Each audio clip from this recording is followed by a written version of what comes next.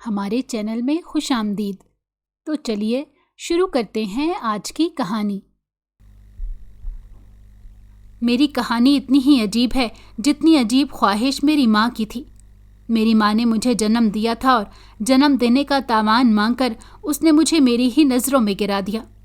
میری زندگی میری اماں کی وجہ سے برباد ہو گئی۔ میں نے کبھی سوچا تک نہ تھا کہ مائیں ایسی بھی ہوتی ہیں۔ کاش کہ میں پیدا ہی نہ ہوتی، اور اگر پیدا ہوئی ہی تھی تو لڑکی نہ ہوتی، مگر میرا کسی شے پر اختیار تھا ہی کب؟ میں 9 سال کی تھی جب مجھے پہلی بار معلوم ہوا تھا کہ میری اماں کو کیا چاہیے۔ اسے وہ چاہیے تھا جس کی خواہش اکثر باپ کو ہوتی ہے، مگر یہاں معاملہ الٹا تھا۔ ہم ایک بڑے شہر کے چھوٹے سے محلے میں رہنے والے عام سے لوگ تھے۔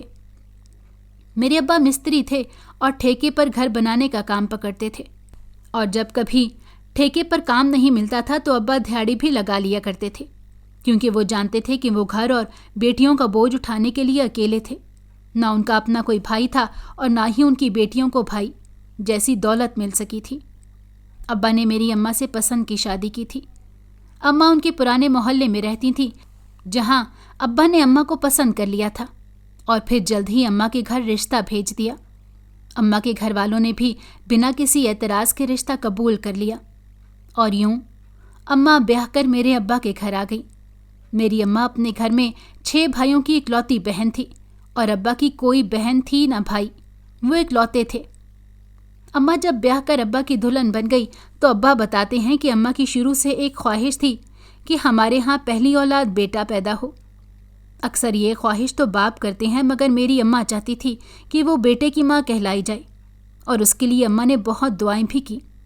جب اماں کے ہاں پہلی اولاد پیدا ہونے والی تھی تو وہ ہر وقت یہی سوچتی کہ اس کے ہاں بیٹا پیدا ہوگا، اور اس نے تو نام بھی سوچ رکھا تھا، مگر قسمت میں بیٹا نہیں تھا، اور میں دنیا میں آ گئی۔ ابا نے میرا نام ایمن رکھا اور مجھے پیار سے ایمی کہنے لگے۔ اماں میری پیدائش پر کچھ خاص خوش نہ تھی، مگر تھی تو میں اس کی اولاد، اسی لیے مجھے پیار سے سینے سے لگا لیا، اور پھر دوسری بار بیٹا ہونے کی خواہش دل میں سنبھالے مجھے پالنے لگی۔ ہمارا تعلق مڈل کلاس طبقے سے تھا، لیکن گھر اپنا ہونے کی وجہ سے ابا کو یہ سکون رہتا تھا کہ کسی وقت دھیاڑی نہ لگے یا کم کام ملے۔ گھر کے کرائے کا کوئی جھنجھٹ نہ تھا۔ گھر میں کل 3 کمرے تھے۔ چھوٹی سی فیملی تھی کہ گھر کے اخراجات کو بآسانی ابا پورا کر لیتے تھے۔ دادا دادی کا انتقال ہو چکا تھا۔ گھر میں اماں کی کوئی نند یا دیور جیٹھ بھی نہیں تھے۔ اس کے باوجود گھر میں آئے دن کسی نہ کسی بات پر اماں ابا سے الجھتی رہتی تھی۔ پتہ نہیں کیوں اسے لگتا تھا کہ بیٹا پیدا ہوگا تو ہی وہ معاشرے میں سر اٹھا کر جینے والی بنے گی۔ اسی چھوٹی موٹی تکرار کے ساتھ وقت گزر رہا تھا۔ جب میں 6 ماہ کی ہوئی تو میری اماں ایک بار پھر امید سے ہو گئی، اور اس بار اماں نے ہر وہ شے کھائی جس کا کسی نے بھی کہا کہ فلاں چیز کھانے سے بیٹا پیدا ہوتا ہے۔ ابا نے بھی اماں کو کسی چیز سے روکا نہیں۔ جو وہ کہتی ابا کھانے کو لا دیتے۔ اماں یہ بھی نہیں سوچتی تھی کہ کوئی چیز کتنی مہنگی ہے، بس وہ ایک مرتبہ کہتی اور دوسرے دن وہ چیز اماں کے پاس پہنچ جاتی۔ میں 6 مہینے کی تھی، اسی لیے اماں مجھے خود سے دور تو نہیں کر سکتی تھی، مگر اس نے مجھ پر توجہ دینا کم کر دی، اور خیالوں میں بیٹے کو سجانے سنوارنے کا سوچتی رہتی۔ ابا نے میرا بہت خیال رکھنا شروع کر دیا۔ جتنا وقت وہ گھر میں موجود ہوتے مجھے گود میں لیے رکھتے اور کچھ نہ کچھ کھلاتے پلاتے رہتے، مگر ابا نے اب اماں کو کچھ بھی کہنا چھوڑ دیا تھا۔ وہ نہیں چاہتے تھے کہ ان کی کسی بات کو بہانہ بنا کر اماں کا موڈ خراب ہو اور وہ کسی چیز کا ذمہ دار ابا کو ٹھہرائے۔ پھر اماں کی ڈیلیوری کا وقت آ گیا، اور ابا مجھے پڑوسن کے پاس چھوڑ کر اماں کو ہاسپٹل لے گئے، مگر دوسرے دن اماں ہاسپٹل سے واپسی پر بالکل خوش نہیں تھی، کیونکہ اس بار بھی اماں کی گود میں ننھی پری کھیلنے آ چکی تھی۔ اماں نے گھر آ کر مجھے بھی جب گود میں لیا تو رونا شروع کر دیا کہ 2 بیٹیاں میں کیسے پالوں گی۔ ابا نے تسلی دی کہ ہم دونوں کی بیٹیاں ہیں، ہم دونوں مل کر سنبھال لیں گے، مگر اماں کو تو کوئی خوشی نہیں تھی۔ وہ تو بس یہی سمجھ رہی تھی کہ اس پر 2 بیٹیوں کا بوجھ آن پڑا ہے، اور وہ پتہ نہیں کیسے یہ ذمہ داری پوری کر سکے گی۔ ابا خوش تھے، وہ بیٹیوں کو بوجھ نہیں سمجھتے تھے۔ پہلے بھی ابا کا کام اچھا تھا، اس کے باوجود ابا نے زیادہ محنت کرنا شروع کر دی۔ وہ نہیں چاہتے تھے کہ اخراجات کا بہانہ بنا کر اماں ہمیں بوجھ یا منحوس کہنا شروع کر دے، اور وہ اماں کو کسی بھی طرح لڑنے کا موقع نہیں دینا چاہتے تھے۔ اسی لیے جو اماں کہتی وہ مان لیتے۔ گھر میں کیا پکے گا، بچیوں کے کپڑے کیسے بنیں گے، کون سا خرچہ کہاں، کیسے اور کب کرنا ہے، سب کچھ اماں کی مرضی سے ہوتا تھا۔ یہاں تک کہ ابا اپنے کپڑے بھی اماں کی پسند سے لیتے تھے کہ کسی بھی طرح وہ خود کو غیر اہم نہ سمجھے، مگر ابا کی ہر کوشش اور محبت اماں کھو کھاتے ڈال دیتی، اور جب 5ویں بیٹی کو جنم دیا تو اس کے بعد اماں کا بلڈ پریشر چڑھا رہتا تھا۔ وہ بات بے بات ہم بہنوں کو مارنے لگ جاتی، کبھی ابا سے بلا وجہ لڑتی اور کبھی خود کو کمرے میں بند کر لیتی۔ میں تو صرف 9 سال کی تھی۔ اماں کا یہ رویہ اور اتنا غصہ کرنا میری سمجھ سے باہر تھا۔ میں خود چھوٹی سی تھی، مگر چھوٹی بہنوں کو سنبھالنے میں ابا اور اماں کی مدد کرتی تھی۔ 5ویں بہن جب پیدا ہوئی تو کتنے ہی دن اماں نے اسے مسکرا کے دیکھا تک نہیں۔ اس کے کپڑے نہ بدلتی اور تو اور ہمیں بھی گالیاں دیتی رہتی۔ ابا ہی ہم بہنوں کو سنبھالتے تھے۔ رات کے وقت مشین لگا کر ہمارے کپڑے دھو دیتے، ہفتے بعد اچھی طرح گھر کی صفائی کر دیتے۔ چھوٹی بہنوں کو نہلانے کا کام میرا تھا، مگر مجھ سے کچھ بھی سنبھالا نہیں جاتا تھا۔ سب سے چھوٹی بہن کی دیکھ ریکھ زیادہ تر ابا ہی کیا کرتے تھے۔ وہ جب 6 ماہ کی ہوئی تو ایک دن اماں نے حد ہی کر دی۔ ہوا ایسے کہ اماں سبزی کاٹ رہی تھی اور پاس چھوٹی لیٹی ہوئی تھی۔ اماں سبزی کاٹنے کے ساتھ ساتھ چائے بھی پی رہی تھی۔ اماں کسی کام سے اٹھ کر کچن میں چلی گئی اور چھوٹی کا ہاتھ کھیلتے کھیلتے چائے کے کپ میں چلا گیا اور جل گیا۔ اس نے رو رو کر گھر سر پر اٹھا لیا تھا۔ ابا اتفاق سے اسی وقت گھر میں داخل ہوئے تھے، اور اس دن پہلی مرتبہ ابا نے اماں کو بہت ڈانٹا۔ اس دن کے بعد سے اماں نے اس پر توجہ دینی شروع کی، کیونکہ ابا نے صاف کہہ دیا تھا کہ اگر بچیوں کو کچھ بھی نقصان پہنچتا ہے تو وہ اماں کو چھوڑ دے گا۔ ابا کی یہ دھمکی کام کر گئی اور اماں ہم سب کا تھوڑا بہت خیال رکھنے لگی۔ گھر میں 3 کمرے تھے۔ ایک کمرہ اماں ابا کا تھا اور چھوٹی پری اماں ابا کے ساتھ سوتی تھی، جبکہ ایک کمرہ ہم 4 بہنوں کا تھا، جہاں میں اور مجھ سے چھوٹی 3 بہنیں سویا کرتی تھیں۔ ابا ہم 4 بہنوں کو 2-2 روپے خرچی دیا کرتے تھے، جس سے ہم اپنی گلی کی دکان سے چیز لے آتے۔ اماں کی ضرورتوں کا خیال بھی ابا بہت اچھی طرح رکھتے تھے۔ گھر کا سودا سلف خود لا کر دیتے اور خرچے کے پیسے الگ سے اماں کے ہاتھ پر رکھتے۔ میری نظر میں اور میرے چھوٹے سے دماغ میں جتنی سمجھ تھی، اس کے مطابق تو ہماری زندگی اچھی گزر رہی تھی۔ کیا ہوا اگر ہم 5 بہنیں تھیں؟ جب ابا کو ہم بوجھ نہیں لگتی تھی تو پتہ نہیں ہماری اماں کیوں ایسی تھی۔ اماں نے اب تک ضد پکڑی ہوئی تھی کہ ان کا بیٹا چاہیے، اور ہر حال میں چاہیے۔ ابا نے کہا کہ کسی یتیم خانے سے ایک بچہ گود لے لیتے ہیں، کسی یتیم کو سہارا مل جائے گا اور تمہاری بھی بیٹے کی خواہش پوری ہو جائے گی۔ مگر اماں یہ بات سن کر ہتھے سے اکھڑ گئی کہ وہ کیوں کسی کی اولاد کو پالیں گی بھلا۔ ابا بھی پھر بالکل چپ ہو گئے۔ وہ تو سمجھ چکے تھے کہ اماں کو کچھ بھی سمجھانا بیکار ہے۔ اور پھر ایسا ہوا کہ 1 سال مزید گزرا تو ہماری چھٹی بہن بھی اس دنیا میں اور ہمارے چھوٹے سے گھر میں تشریف لے آئی، اور اس سے جو بڑی تھی وہ اب ہمارے کمرے میں منتقل ہو چکی تھی۔ میں 12 سال کی ہونے والی تھی اور میری 5 بہنیں جو مجھ سے چھوٹی تھیں وہ کسی نہ کسی طرح میری ذمہ داری بن چکی تھیں۔ ان کو نہلانا، دھلانا، کھلانا، پلانا، اور اس کے ساتھ ساتھ گھر میں جھاڑو پوچھے کا کام اب میں ہی کیا کرتی تھی۔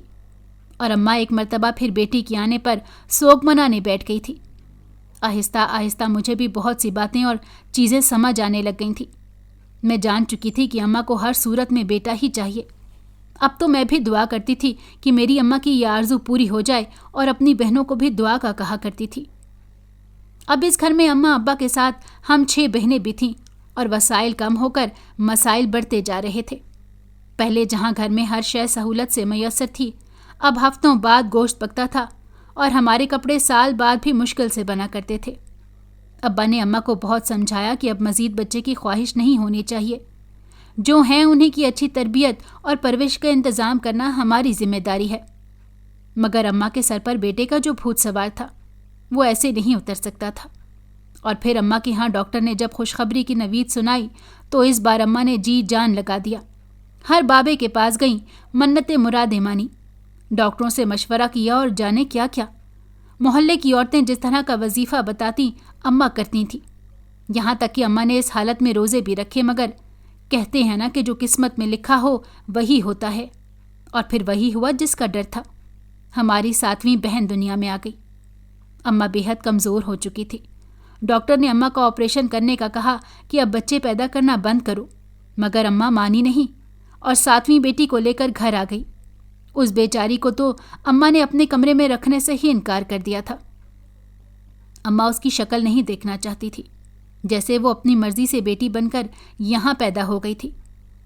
اماں کو ابا کا تھوڑا بہت ڈر تھا، اسی لیے اسے دودھ پلا دیتی، باقی ساری ذمہ داری میری تھی۔ مجھے لگتا تھا کہ میں 15 سال کی عمر میں ہی ماں بن گئی تھی، اور وہ بھی اپنی ساری بہنوں کی۔ اب تو مجھ سے چھوٹی بہنیں بھی گھر کے کام کاج کرنے لگ گئی تھیں۔ ہم بہنیں ہی ایک دوسرے کا سب کچھ تھیں اور ایک دوسرے کا خیال رکھا کرتی تھیں۔ ماں باپ میں بس باپ ہی تھا جو ہمیں پیار کرتا تھا، ہماری فکر کرتا تھا۔ اماں کو ہماری کوئی پرواہ نہیں تھی۔ وہ تو کئی دن ہم سے بات تک نہیں کرتی تھی، بس خاموشی سے کھانا بنا دیتی، روٹی ڈال دیتی اور جا کر اپنے کمرے میں بیٹھ جاتی۔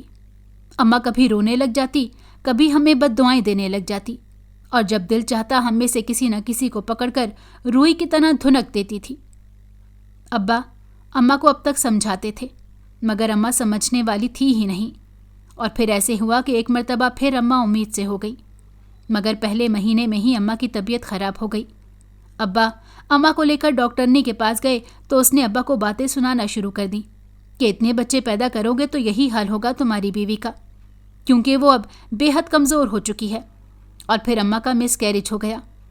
ساتھ ہی ڈاکٹرنی نے کہا کہ اب اماں مزید بچے پیدا نہیں کر سکتی۔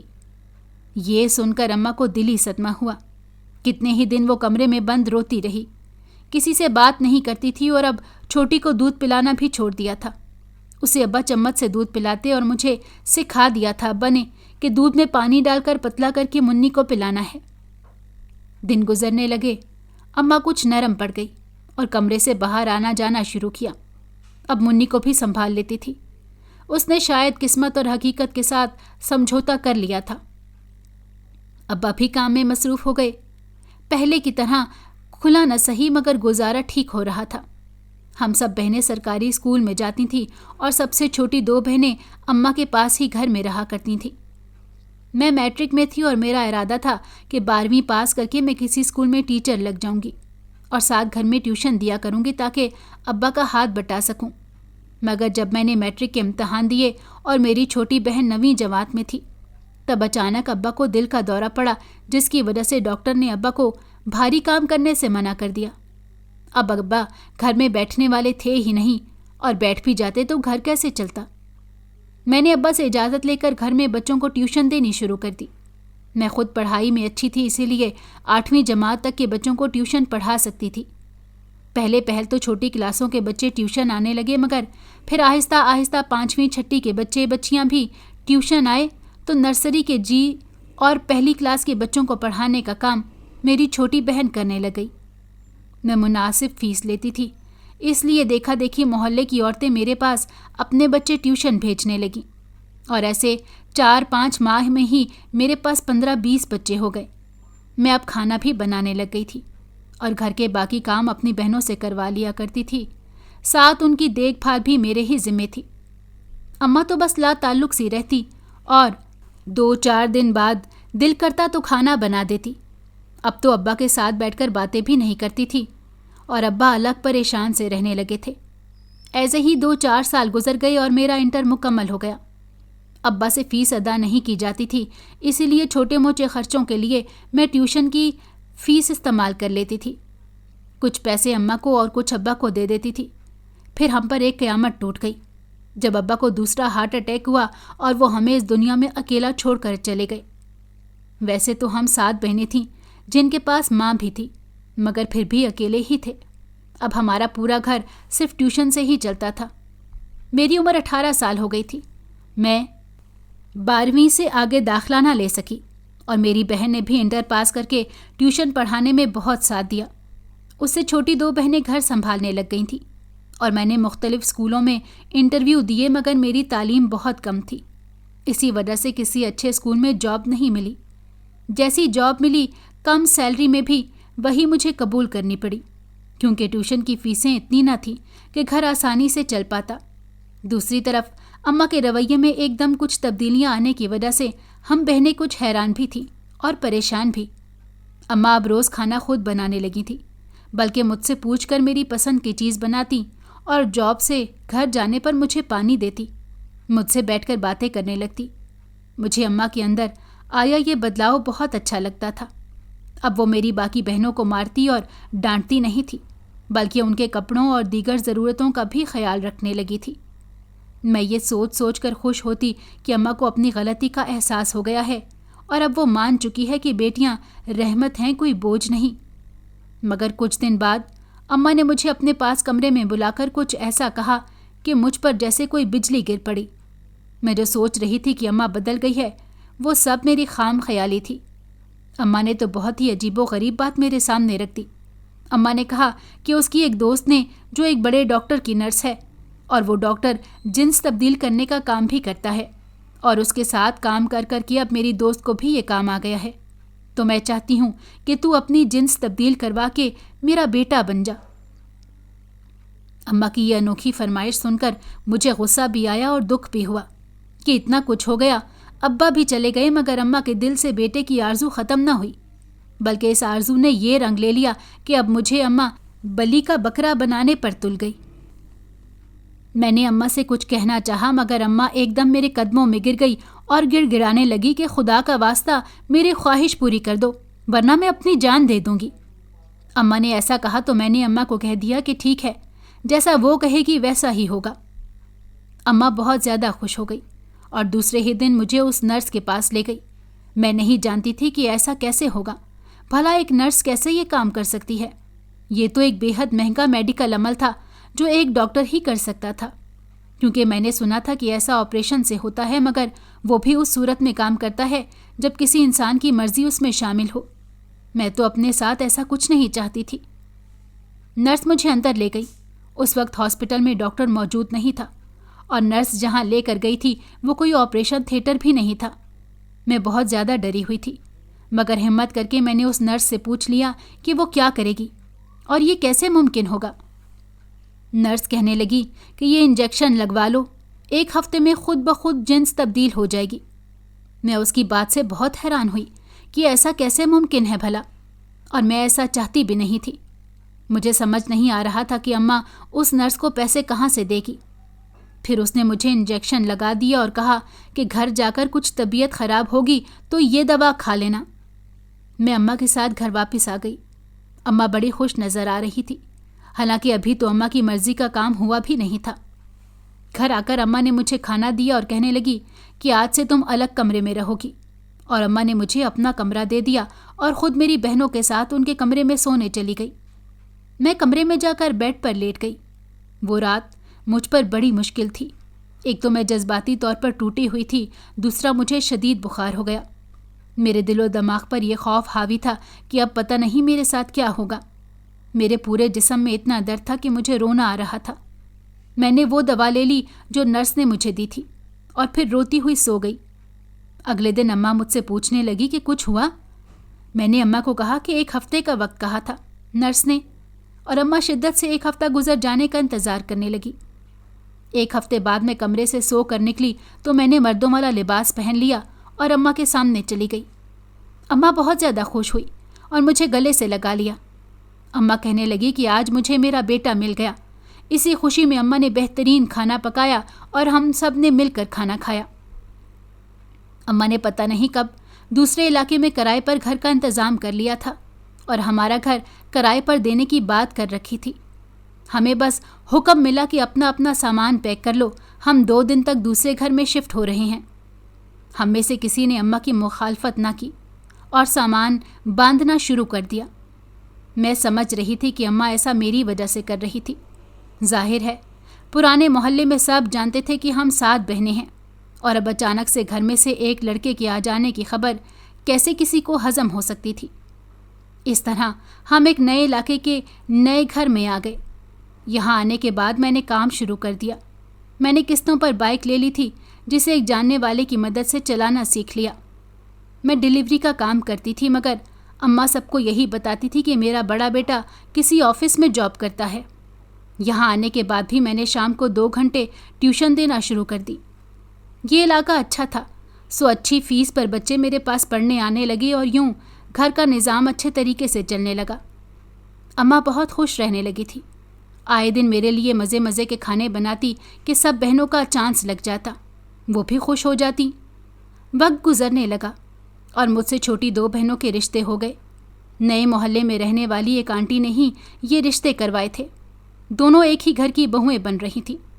ان کی شادیوں کے لیے میں نے اپنے سیٹ سے بات کر کے لون لے لیا اور اماں نے بھی گھر کے کرائے سے کمیٹی ڈال رکھی تھی۔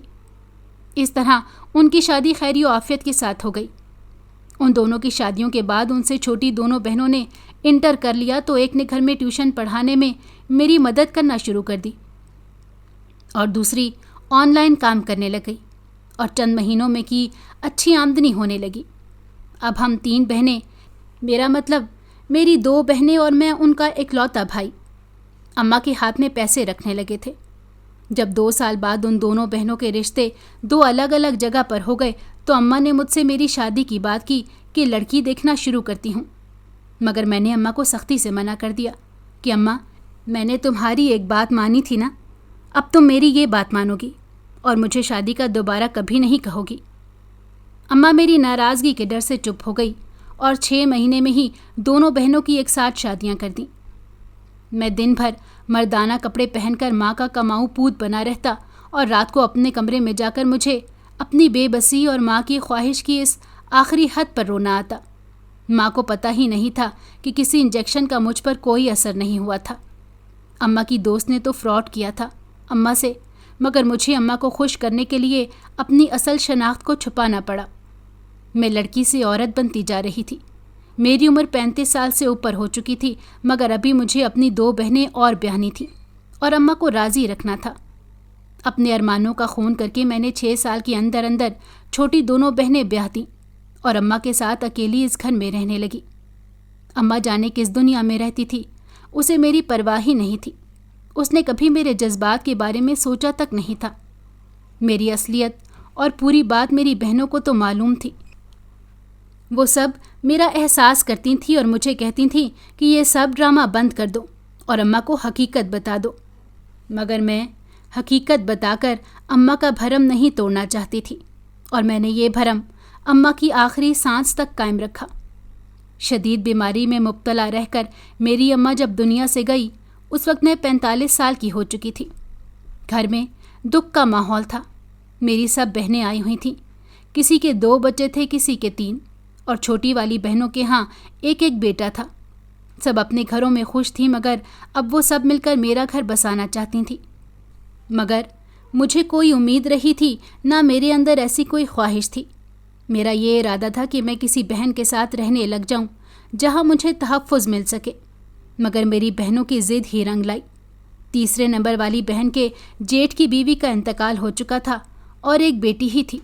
اس نے اپنے جیٹھ سے بات کی تو وہ مان گیا اور بہنوں نے مل جل کر میرے منع کرنے کے باوجود میرا نکاح جمشید سے کروا دیا۔ شادی کے 1 سال بعد ہی اللہ نے مجھے ایک بیٹے سے نوازا۔ بیٹی تو پہلے ہی موجود تھی، مگر میں نے کبھی اس میں اور بیٹے میں فرق نہیں کیا، اور آج میں اپنے گھر میں خوش ہوں۔ میرے شوہر جمشید ایک اچھے انسان ہیں اور بہترین ہم سفر بھی۔ وہ میری زندگی کی تمام سچائیوں کو جانتے ہیں، مگر انہوں نے کبھی کوئی سوال نہیں کیا۔ میں سوچتی ہوں کہ بیٹا بیٹی کے اس فرق کو آخر کب تک ماں باپ یا معاشرہ ساتھ رکھ کر چلتا رہے گا، اور کتنی بیٹیاں میری طرح اس امتحان سے گزرتی رہیں گی۔ سب کی قسمت میرے جیسی اچھی نہیں ہوتی کہ ان کی زندگی اچانک سے سنور جائے، مگر میں نے فیصلہ کر لیا تھا کہ زندگی بھر بیٹا بیٹی کے اس فرق کو مٹانے کے لیے کام کرتی رہوں گی۔